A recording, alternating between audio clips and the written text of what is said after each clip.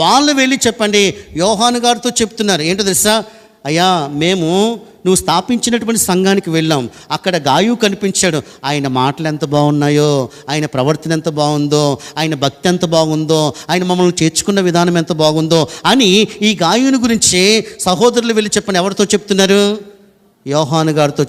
సహోదరులు వచ్చి నీ సత్య ప్రవర్తన గురించి ఏమిచ్చారు? సాక్ష్యం చెప్పారు.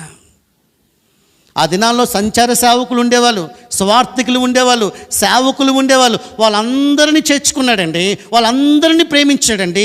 ఇతడు మాట్లాడుతూ ఉంటుంటే వాళ్ళకి ఇంకా వినబుద్ధి అయ్యేదంట. అంత భక్తిగా జీవించాడు, అంత క్రమశిక్షణతో జీవించాడు, అంత శ్రేష్టంగా జీవించాడు, అంత మంచి ప్రవర్తన కలిగినటువంటి వాడిగా ఉన్నాడు. కనుకనే సహోదరులు చెప్పండి ఇతని యొక్క సత్య ప్రవర్తన గురించి, గుడ్ యాటిట్యూడ్, మంచి ప్రవర్తన గురించి ఏమిచ్చారు? సాక్ష్యం ఇచ్చారు. నీ ప్రవర్తన గురించి ఏమి ఇవ్వాలి? సాక్ష్యం ఇవ్వాలి. నీ సంఘములో ఉన్న సహోదరులు ఇవ్వాలి, సంఘములో ఉన్నటువంటి సేవకుడు ఇవ్వాలి, సంఘము వెలుపల వారు ఇవ్వాలి. ఒక మాట చూడండి, పేతురు రాసినటువంటి మొదటి పత్రిక 2వ అధ్యాయము 12వ వచనం. పేతురు యొక్క ఆవేదన, అన్యజనులు మిమ్మల్ని ఏ విషయంలో దుర్మార్గులని దూషింతురో ఆ విషయంలో వారు మీ సత్క్రియలను చూచి వాటిని బట్టి దర్శన దినమున దేవుణ్ణి మహిమపరిచినట్లు వారి మధ్యను మంచి ప్రవర్తన గలవారై ఉండవలనని మిమ్మును. అబ్బా, ఏ ప్రవర్తన? మంచి ప్రవర్తన.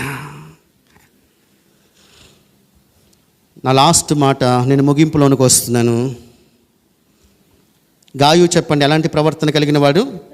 సత్య ప్రవర్తన కలిగినటువంటి వాడు, గుడ్ యాటిట్యూడ్ కలిగినటువంటి వాడు. సహోదరులు, ఆ సంఘాన్ని దర్శించినటువంటి స్వార్థికులు, సేవకులు, సంఘము అతని గురించి చెప్పండి.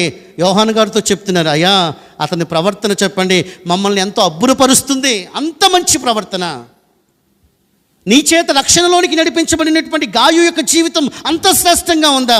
అతని జీవితాన్ని దగ్గర నుండి చూసామయ్యా, అతని ప్రవర్తన చూసామయ్యా, ఆయన మాట చూసామయ్యా, ఆయన భక్తి చూసామయ్యా, ఆయన మమ్మల్ని చేర్చుకున్న విధానం చూసామయ్యా, ఆయన మాకు ఇచ్చిన ఆతిథ్యాన్ని చూసామయ్యా అని యోహాను గారి దగ్గరికి వెళ్ళి ఈ సహోదరులు ఏం చెప్తున్నారు? అబ్బా, ఎంత గొప్ప సాక్ష్యం.